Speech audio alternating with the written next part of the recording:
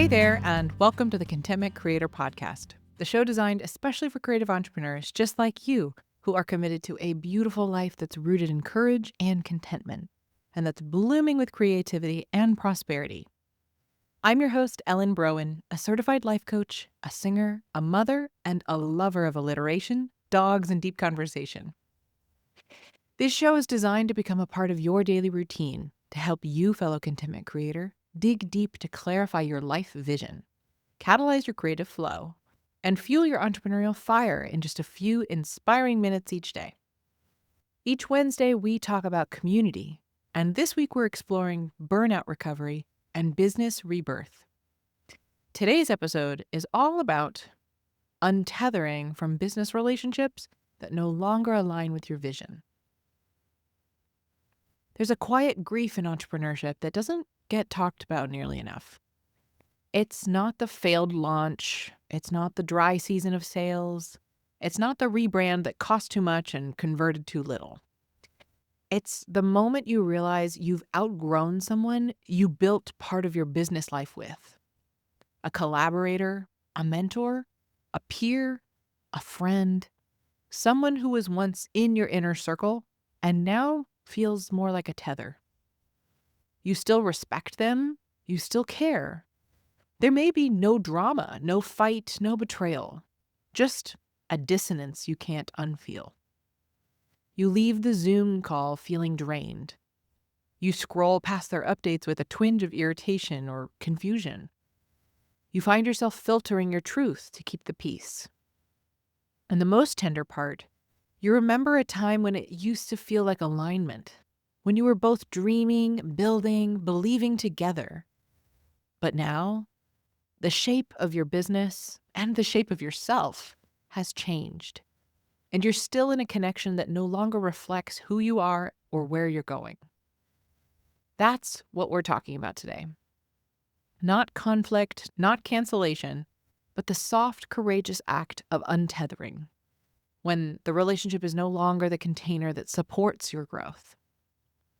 Let me be clear. This is not about cutting people off at the first sign of misalignment. This is about honoring the natural seasons of connection, especially in the entrepreneurial world where evolution is constant and personal growth is baked into the process. Because here's what I've seen over and over again. When we ignore the signals that a relationship is no longer aligned, we start to perform. We shrink our truths. We tolerate energy that doesn't feel clean. We stay out of obligation or loyalty to a past version of ourselves or fear of being misunderstood. And we quietly drain energy that could be poured into what we're building now. So how do you know when it's time to let go? Here are a few signs I've experienced personally and seen echoed in the journeys of my clients I've worked with. You leave interactions feeling more confused or depleted than inspired or grounded. You find yourself saying, I can't talk about this with them anymore. Not because it's sacred, but because it feels unsafe. You're editing your wins. You're hiding your struggles. You're no longer being witnessed. You're being managed.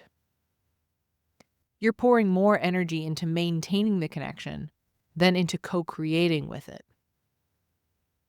If any of that feels familiar, I want to offer a few gentle truths today. Number 1, letting go doesn't mean they're wrong and you're right. It means the chemistry has changed. The alignment shifted. And that's allowed. Number 2, you can bless the role someone played in your life and recognize that their chapter is complete. Number 3, closure doesn't always need a conversation. Sometimes the untethering happens through boundaries, energetic distance, or a mutual softening of contact. And sometimes, yes, it does ask for a loving conversation. One that says, I'm so grateful for who we've been to each other. And I'm also feeling a need for space to honor where I'm heading now. Let's talk about what this can look like in practice, especially when we want to lead with clarity and care. With business collaborators, maybe the offer or project you co-built is no longer aligned.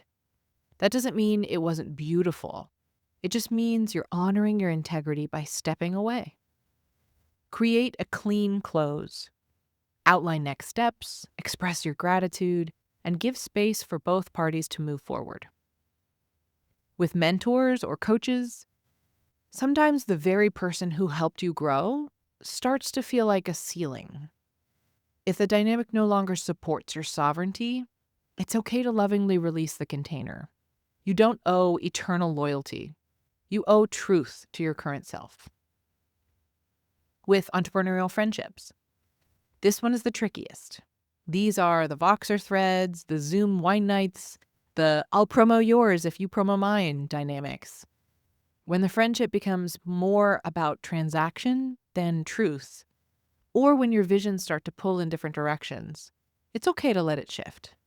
You can still cheer them on from just a little further away. Before we get back into the episode, let me ask you something. What if scaling your business didn't require abandoning yourself to do it? What if your next level of success didn't come from pushing harder, but from expanding your capacity to lead with clarity, calm, and integrity? If that question hits close to home, I've made something for you. The CEO Capacity Creator is a free guide I designed for creative entrepreneurs and conscious leaders just like you. The ones building something real, something brave, and something rooted in more than just productivity. Inside, you'll find nervous system-friendly practices, gentle mindset shifts, and powerful reflection tools to help you reclaim your energy without guilt. Set boundaries that feel both loving and clear. Build rhythms that actually support your creativity. And lead from presence, not pressure. Because you don't need to hustle harder to succeed. You just need more capacity to lead from who you truly are.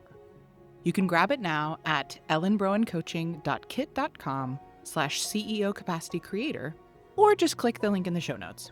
Trust me, your future self will thank you for it. All right, let's get back to the good stuff.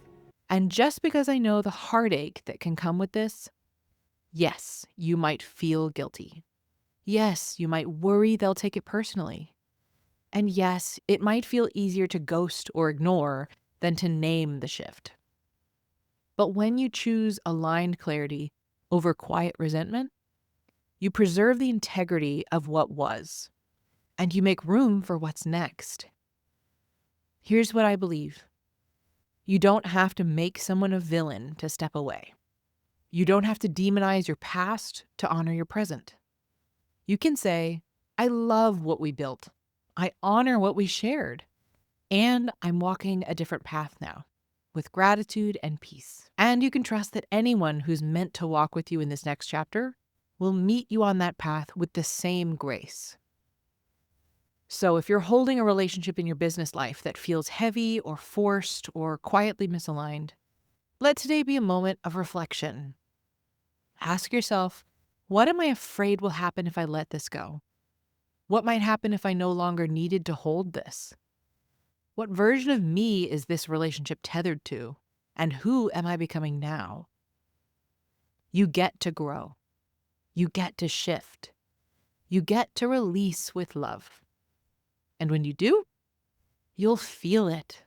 That lightness, that deep breath, that space that was always meant for your next becoming.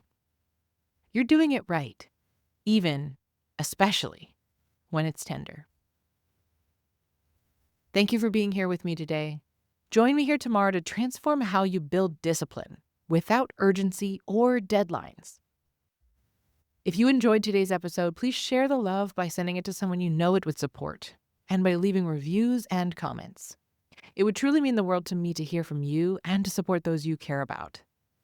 Hit that subscribe button so you never miss a day and join me in my mission to help a world full of content creators become a world of contentment creators.